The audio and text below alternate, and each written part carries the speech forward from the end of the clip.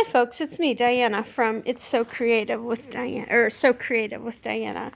I'm trying to put out this little video in my group that I'm part of that is run out of the UK.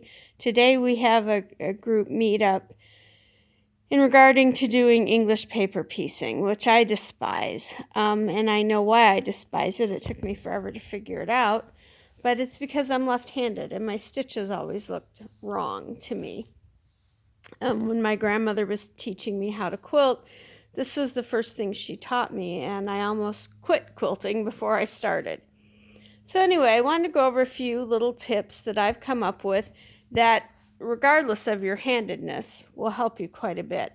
So here is my finished hexagon flower, or the kind of flower that I would use in a grandma's flower garden quilt. It has the regular hexagon papers. Each hexagon finishes out at 1 inch. I will just be truthful and let you know that I use Sue Daly's templates and papers for this. She supports my business in no way, but that's the kit that I have. So one of the things that I despise about paper piecing, English paper piecing, is having to do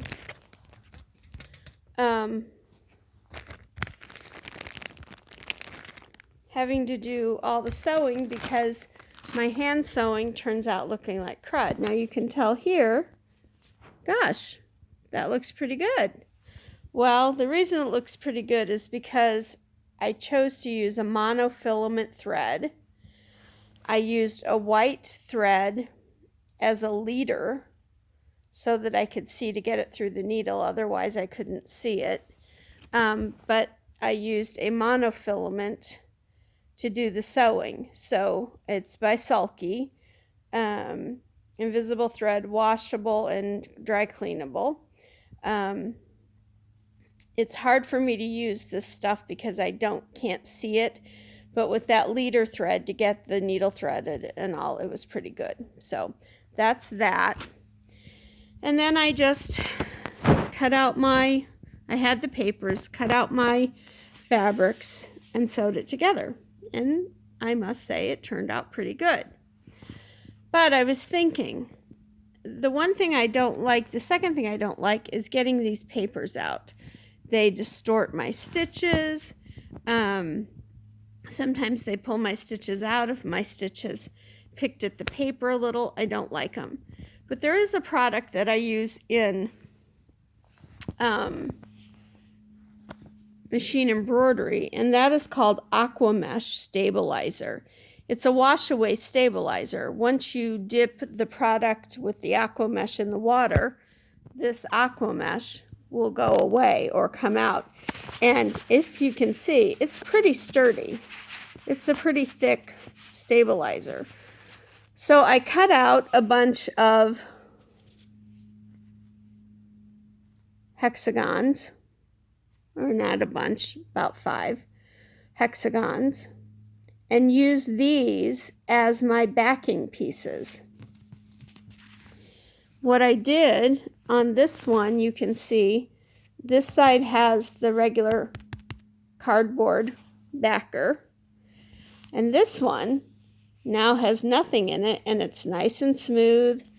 It's been ironed and all, and that's because it had this piece of stabilizer in it. And so when I was done, I just dipped this side here in a little bit of water, warm water, and this didn't even have time to dissolve and go away. Dissolve and go away like it normally does. It just popped right out. Now, you can't reuse this because if I pull too hard on this, it will rip. It's in that dissolving stage, but it popped right out and left nice edges and a beautiful hexagon. So from now on, if I'm going to do English paper piecing, I'm going to cut my papers out of, it's made by OESD, and it is their Aqua Mesh Stabilizer. So over here, I have 3 hexagons.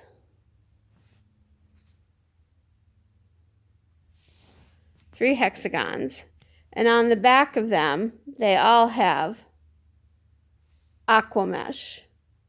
So I will sew those together and then soak them and take them out. Now, what I would do if I were doing a big piece is I wouldn't soak out the aqua mesh until I had everything appliqued down, because you do take the risk when you take any of these papers off the back that these edges that aren't sewn are going to kind of get wonky. Now, if you iron your hexagons after you take out the papers, that should be okay. That's what I did with the 2 yellow ones that I had been showing you. So those are my 2 tips. Use a nice monofilament thread. That way your stitches aren't seen. And use some sort of a wash away stabilizer. Now, you may not have aqua mesh where you are, but you can order it online, and I think it is probably the best wash away that I have used. And I think in the long run it'll be cheaper to use the stabilizer than it will to use those cardboard pads. But I just wanted to bring you that little example of what I did, and now I'm going to let you go because it's just about time for my group to get together. And so I will post this on Facebook and I will post this on YouTube. Have a great day, everybody. Go sew the world beautiful. Bye now.